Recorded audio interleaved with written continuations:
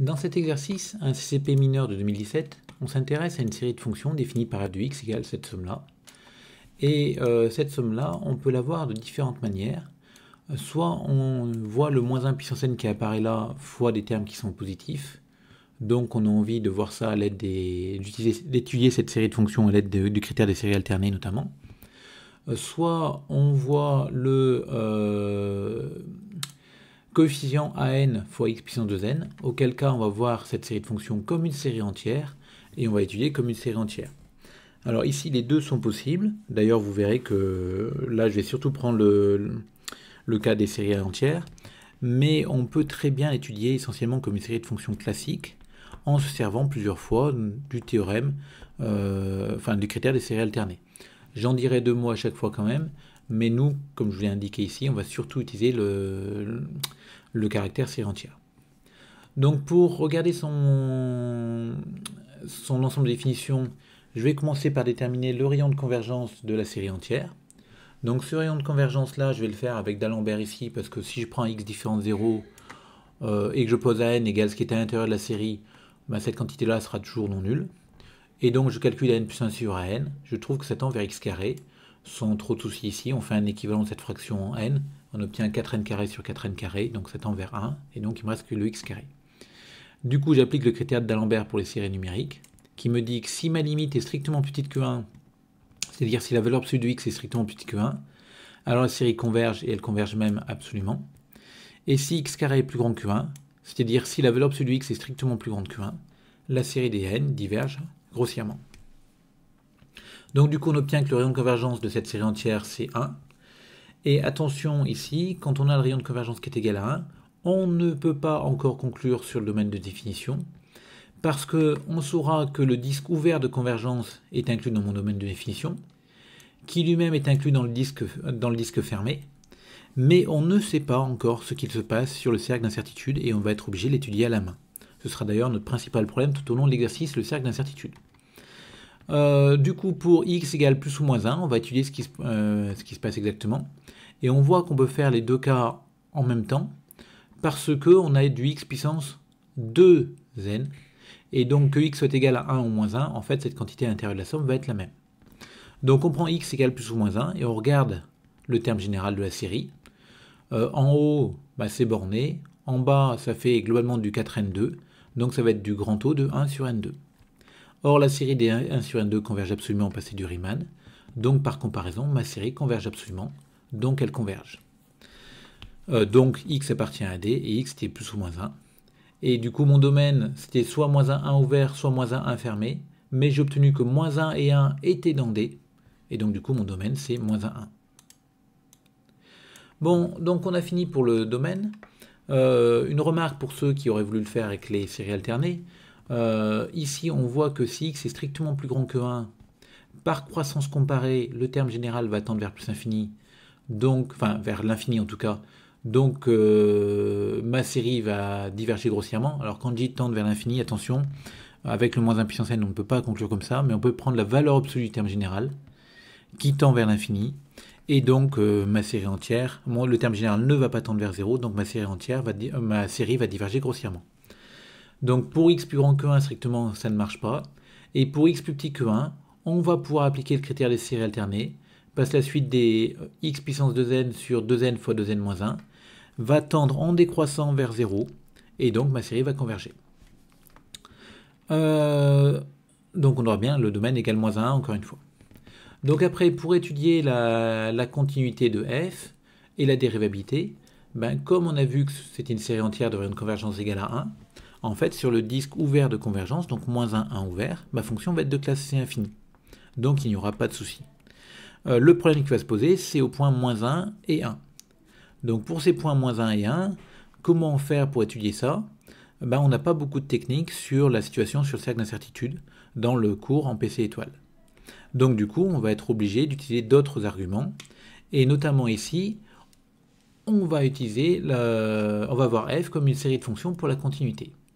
Donc pour la continuité, on compose nos fn, les fonctions qui sont à l'intérieur de la somme, donc ces fonctions-là, et on vérifie donc deux critères, la continuité sur moins 1, 1, et la convergence uniforme sur moins 1, 1. Et avec ces deux critères, on pourra conclure la continuité de f sur l'intervalle moins 1 fermé. Donc je vais reprendre un petit peu chacun des deux points. Fn est continue parce qu'elle est polynomiale, donc il n'y a pas de problème. Et quand je veux démontrer ma convergence uniforme, j'ai deux manières de faire.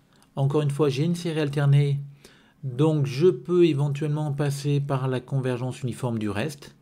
Et le critère des séries alternées va me dire que le reste, en valeur absolue, sera plus petit que fn plus 1 de x en valeur absolue. Et fn plus 1 de x, on va pouvoir le calculer aussi, et ça marchera très bien. Là, en fait, on peut le faire même directement, en calculant, en faisant de la convergence normale. Et donc je cherche à majorer fn de x en valeur absolue sur moins 1. Et on voit qu'au numérateur, en valeur absolue, ça va être plus petit que 1, parce que x est compris entre moins 1 et 1.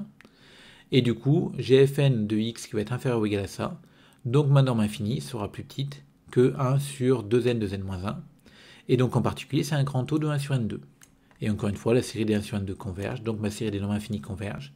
Donc j'ai convergence normale, donc uniforme sur moins 1. Pour la dérivabilité, pareil, on peut très bien passer par le critère des séries alternées sur moins 1, et on appliquera le théorème de dérivabilité des séries de fonctions en vérifiant les hypothèses, en disant que, quelles sont les hypothèses? La série des fn converge simplement, les fn sont C1, la série des fn' converge uniformément, et ce point-là, on le fera à l'aide du critère des séries alternées. Et donc, qu'est-ce qu'on obtiendra? On obtiendra que f est dérivable sur moins 1, et on aura une expression de la dérivée. Moi, j'ai choisi de faire autrement ici, mais on peut très bien faire avec les séries alternées. J'utilise le fait que f est classé infini sur moins 1 parce que c'est une série entière. Sur le disque ouvert de convergence, j'ai l'expression de sa dérivée, je sais que j'ai le droit de dériver terme à terme, et je tombe sur cette somme-là, et je reconnais dans cette somme-là l'expression de moins arctangente de x. Alors bien sûr, pour reconnaître l'expression de moins arctangente de x, il vaut mieux bien connaître son cours sur les séries entières, et notamment ses développements en séries entières usuelles. Donc j'ai ça. Le problème étant encore une fois sur le bord en moins 1 et en 1. Mais là, je vais avoir une chance de m'en sortir, parce que pour la dérivabilité en moins 1, par exemple, je sais que j'ai la continuité en moins 1, ma fonction est continue en moins 1, et donc je peux étudier la limite de la dérivée. Et l'intérêt, c'est que la limite de la dérivée, c'est la limite de moins arctangente de x, et donc je maîtrise plutôt bien. Donc, si on fait ça, on va obtenir donc f est continue en moins 1, la limite de la dérivée en moins 1, c'est la limite de moins arctangente x en moins 1, donc ça fera pi sur 4. Donc on va obtenir que f est dérivable en moins 1, et on aura la valeur de la dérivée. Pareil en 1. Donc moi le but, ici je vais essayer d'obtenir que f est classe C1 sur moins 1 fermé. Et pour ça, je vais utiliser non pas juste la dérivabilité, mais je vais utiliser le théorème de prolongement des fonctions de classe C1, où les hypothèses sont continues de partout, C1 de partout sauf au point à problème, donc ici il y en a 2, et la limite de la dérivée est finie en chacun des points à problème, donc ici en moins 1 et en 1. Et dans ce cas-là, on peut conclure que f est dérivable au point à problème. On a la valeur de la dérivée au point à problème. Et on a le caractère C1 sur tout l'ensemble de départ. Donc, en tout cas, ici, on a obtenu que f était classe C1 sur moins 1. Et on connaît en plus la valeur de f' du x qui fera moins arctangente du x.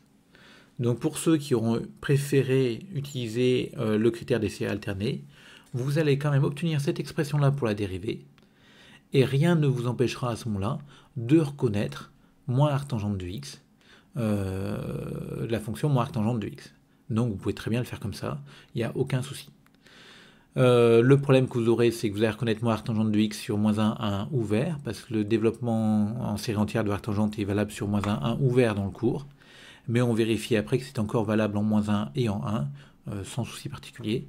Parce que comme f' est continu en moins 1, vu que f sera de classe C1, et comme arctangente est continue en moins 1, et l'égalité qui est là, vous pourrez la prolonger en passant en limite. La limite en moins 1, ici, ce sera f' de moins 1. La limite en moins 1 sera moins arctangente de moins 1, et donc vous aurez encore l'égalité. Bon, pour la dernière question, on vous demande de retrouver l'expression de f. Donc on connaît f', qui est moins arctangente. On sait que f de 0, ça va faire 0 parce que les puissances sur le x seront toujours strictement positives, parce qu'on commence à n égale 1. Et donc finalement, on se dit que f, c'est la primitive de f' sur moins 1 qui s'annule en 0. Et donc on a une expression de cette primitive à l'aide d'une écriture intégrale. Ce sera l'intégrale de 0, le point où f s'annule, à x de f' de t dt. Et du coup, on doit calculer cette intégrale-là. Et pour calculer cette intégrale, on ne sait pas bien primitiver arctangente, mais on sait bien la dériver. Et on va voir ça comme l'intégrale d'un produit avec moins arctangente t fois 1. Et on va faire une IPP. Donc en dérivant l'arctangente et en primitivant le 1. Et mes fonctions sont classe C1 sans problème sur 0x. Et j'intègre par partie.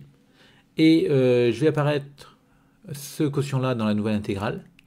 Et là, je vois dans le t du u'.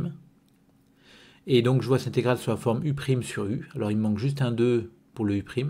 Donc, je fais apparaître le facteur 1,5 devant. Et du coup, je remplace et j'obtiens cette expression-là pour ma fonction f.